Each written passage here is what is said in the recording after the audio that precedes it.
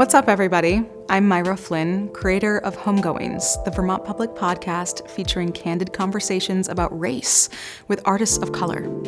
The artists I interviewed are so prolific and so talented that earlier this year, we put two and two together and asked ourselves, why don't we stage a live performance so folks can see some of this art?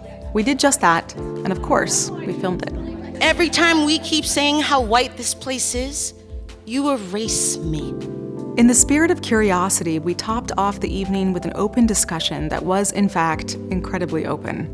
No topic was off the table, and there was no such thing as going too deep. These are the conversations that are our birthright to have and the stories we are lucky to hear. This is Homegoings. Welcome home.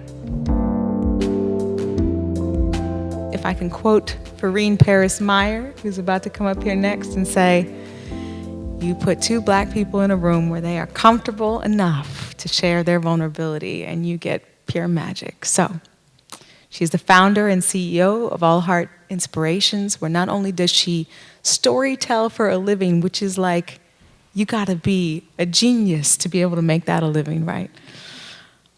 She's also somebody who encourages everybody's story. No matter what your story is, she says everybody has one to share and tell, and everybody has one that matters. There's so many quotes that I'd like to say, but I'd also just like to focus on one.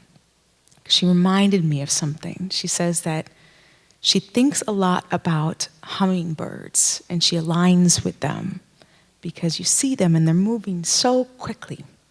But what you don't see is that they deeply rest and they deeply recharge. And that is something that as Black people, as we move through this, we need to remember that our soul needs. And as all of us stay engaged in trying to figure out our pathway forward, we deeply rest as well so we can stay in it. Please give it up for Ferene Paris Meyer.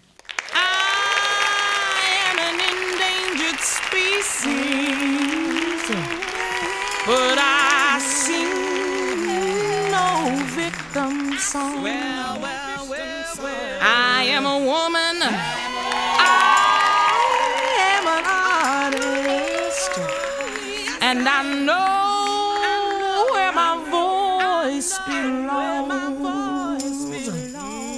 Hello. So earlier this week, I was thinking one vibe for this narrative, this storytelling evening. It's not something I take for granted, being a Black woman, being invited to speak my unapologetic truth into a microphone. And I'm always reflecting on, what am I being called to speak tonight? And as someone who is circling the sun on her 41st year, you know, being a Black femme of immigrant daughters, being a Black queer femme, being a Black mother, a Black professional, a Black entrepreneur, being someone who navigates mental health, anxiety, depression, you ask yourself, what am I even allowed to feel today? Because as Myra shared earlier, some of the beautiful pillars that come with homegoings around rage and joy. I mean, grief, right? Like, these are emotions that have just been on repeat and cycle since my mom blessed me to come into this world from her temple. And I think very early I started picking up, what am I allowed to say and what I am not? What is worthy of being asked to come forward, and what is, because you are so threatened by my greatness, you try to silence me. And so that song you just heard by Diana Reeves, I am an endangered species, but I'm not here to play no victim song. I am an artist, I am a woman, and I know where my voice belongs. And in spite Black women, because that's who I'm dedicating my performance to tonight, because what would this world be without Black femmes continuing to labor us on literally their backs for centuries upon centuries upon centuries. But what I'm finding as I continue to make my path here in this Vermont state, I'm not gonna lie, y'all. Sometimes I look at my community and I ask, are they trying to extinct Black women?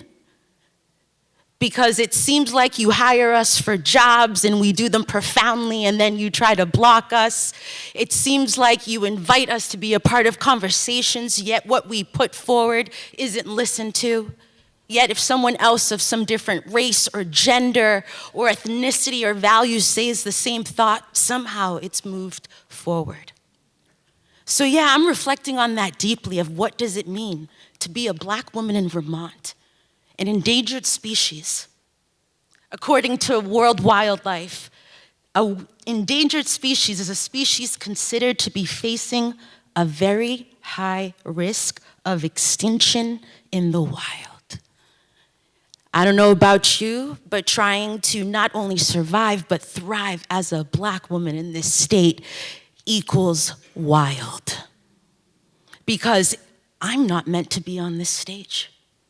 I think about my upbringing, I think about my ancestors, I think about my parents, I think about the so many things that I literally with my body have dabbed and moved and adjusted and pivoted, yet I'm still here, standing, fierce, smiling, and not letting you break up my story because I know that I am my ancestors' wildest dreams.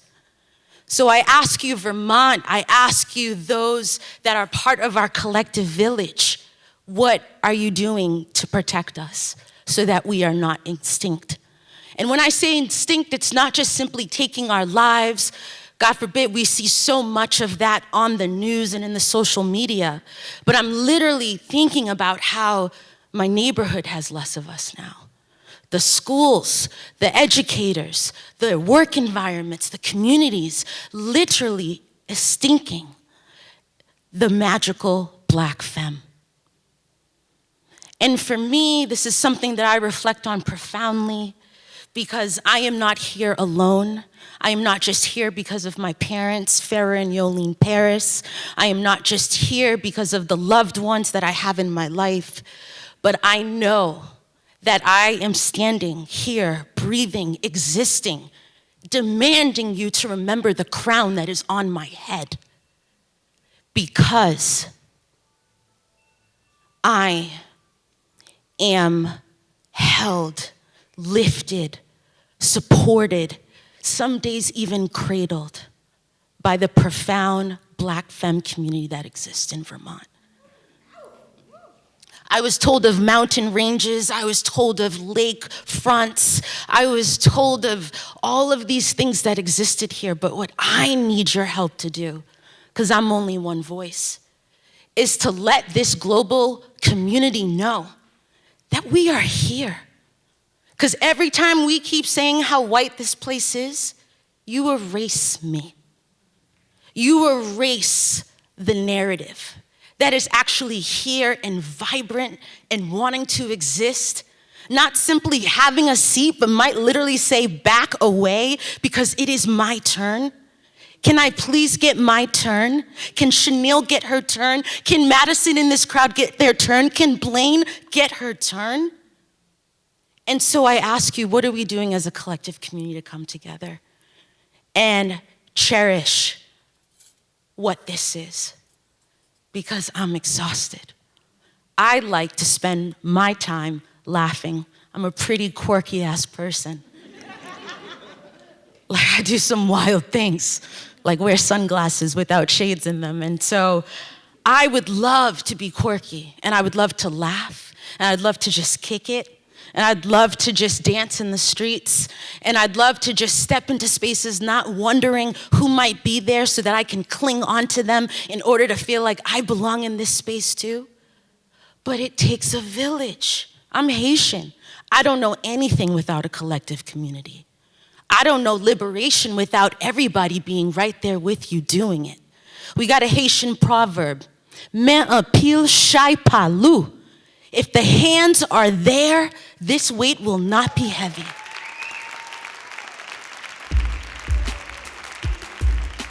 this state has one of the most magical, abundant, brilliant brown and black community that I have ever been able to be blessed to be around. And I come from the city, I come from Brockton, Massachusetts. So I cannot believe I'm here 10 years later. And it's because it does happen. What Vermont doesn't realize is that brown and black folks are onboarding us when we get here, whether it's food at the table, inviting you to come to a show, showing up with a gesture at the door. We celebrate with house concerts, and Rajni being on Church Street with brown-skinned girl just jamming. And like, I didn't even know I needed that message until I walked down. I'm like, I needed to be reminded that yes, it's my birthright to exist and be here. So we do this for each other. We level up, we amp each other up. And I think I struggle with, because at some point we're tired. I need to be so intentional because my ancestors did not sacrifice what they did. I'm from Haiti, 1804, first Black Republic, to freaking free ourselves. They're like, we've worked way too hard for you to stay quiet. You have to be beautiful, sun-kissed people. You have to melanin up. And when we can do that, that well of joy is just rivers upon rivers. And I just want to drink from it.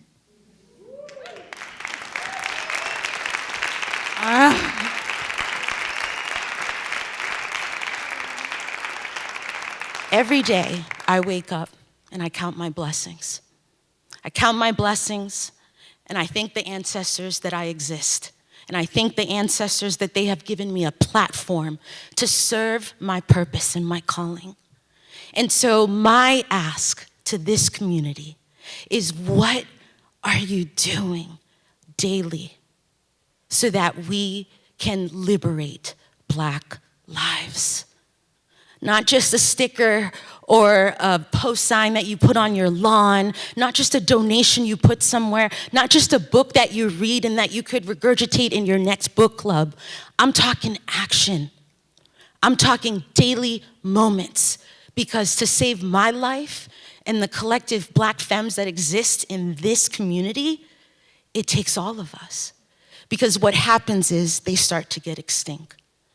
And me alone, just in the narrative that I have had here, when I think about homegoings and what they do to celebrate a person returning back to their home after they've walked their path here on earth, I've been reflecting on the homegoings that I've gone to because I've had to say goodbye to too many Black women. I moved here, and it's hard because you move here and you find a connection, and there's a chance 6 months, 1 year, they're gone. And so for me, some performance that I am bringing into this energy is for some of my most dear Black women that I'm deeply, deeply sorry that Vermont did not know how to love you how you were deserved. And you deserved more because you're a person, because you're human, because the Black narrative single story that they want to attach to you and get stuck behind wasn't your weight to carry. And wherever you are, I hope that you're healing from this place. Daphne Wells, Henrietta Pazamore, Wendy, Sheena. I'm talking about faculty. I'm talking about medical staff. Where's Brianna Martin these days? Kiba Best, Shamitra Davis, Veronica Jacobs. These are warriors. These are people that in moments when I could not do this thing called life, they were here. And now they're no longer a part of our community. And I know that though they have left maybe a year, 5 years, 8 years ago, I still think of them. There's not weeks that don't go by and I'm like, what is up with my queens, Lisa Norman and Taisha Green in Minnesota? I'm asking, where is Dr. Rashiva Weaver? Where is Swomo and their magical art? Beautiful artist. Eva McKean is killing it on CNN. We used to have her. So when we don't step up and we don't do this collective work, I'm telling you, we all are going to lose.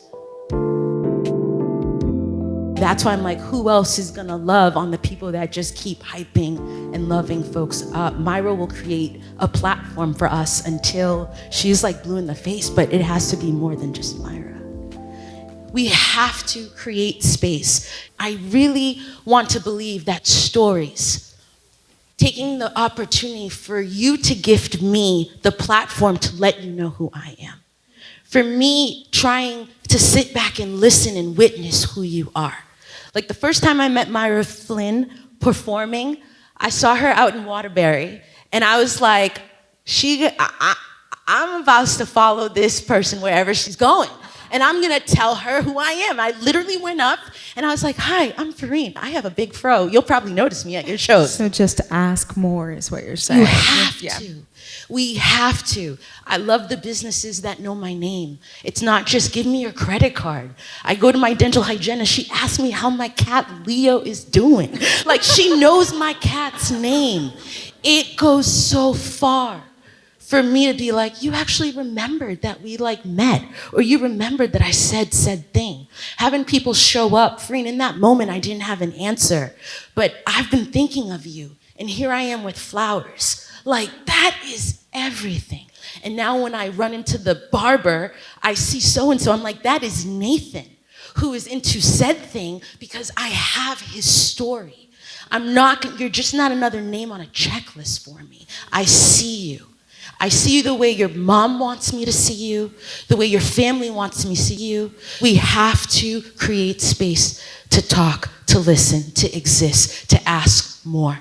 Stop doing the surface level stuff. It's not getting us anywhere, and we're just on this carousel of just pretending. We gotta crack ourselves open. We gotta exist. We gotta create the space. And I do believe the world is just in profound need of storytellers and peacemakers and healers like my beautiful community on this stage and in this crowd. And so that's just where I go. And I just want to live more out loud. And I want to create spaces for others to live out loud. And I want us to remember what was said here tonight, and that you don't come out this door and just forget. It haunts you, the joy, the pain, and everything in between. We got to stay alive in each other's spirits. That's where I would start.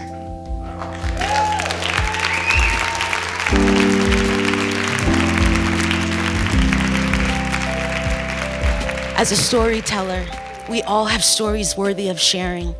And I'm using my platform to not only allow us to think about the narratives you want to give Blackness, but I'm here to tell you it's dope as It's magical, it's melanated, it's hairstyles, it's bright colors, it's sneakers, it's family, it's the food, it's the culture, it's the music, it's can't stop, won't stop. Because at the end of the day, we are what we have. And so, with that said, please join me in what it means for us to literally put ourselves on the line, to liberate Black femmes that have been saving our asses for centuries upon centuries upon centuries. And we're tired. We want to play too. We want to bask as beautiful, sun-kissed people. It's not just on me. It's not just on my community. Let's collectively liberate ourselves together. Thank you.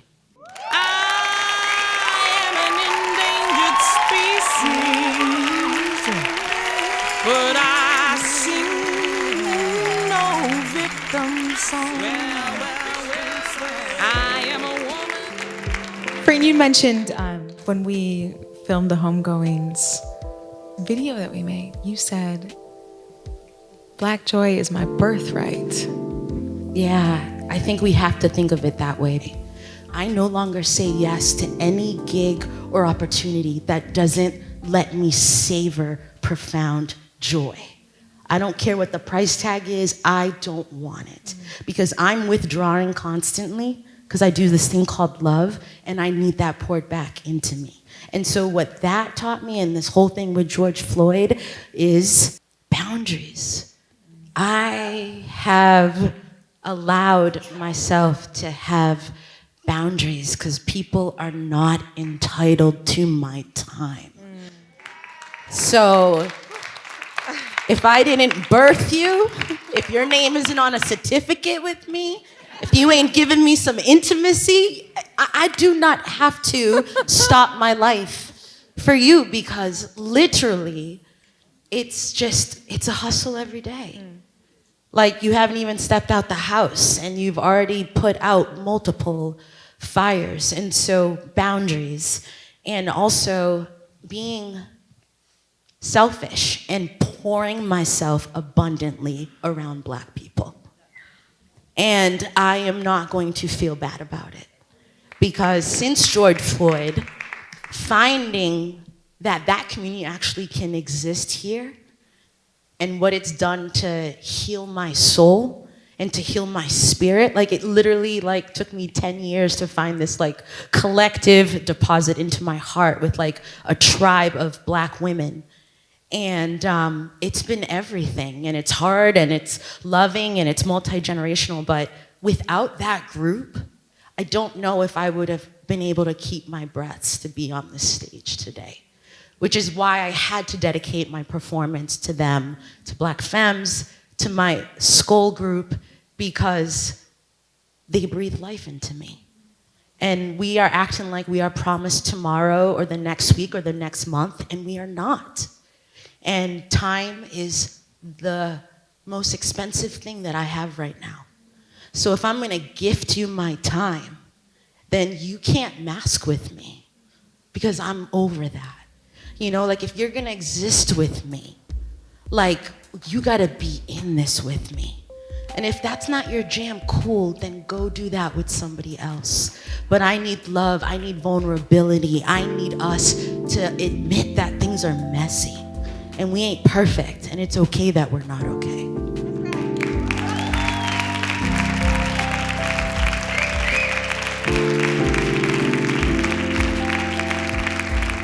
Thanks so much for joining us. If you want to continue to be a part of the Homegoings family, stay in touch at homegoings.co and subscribe to the Homegoings podcast wherever you listen.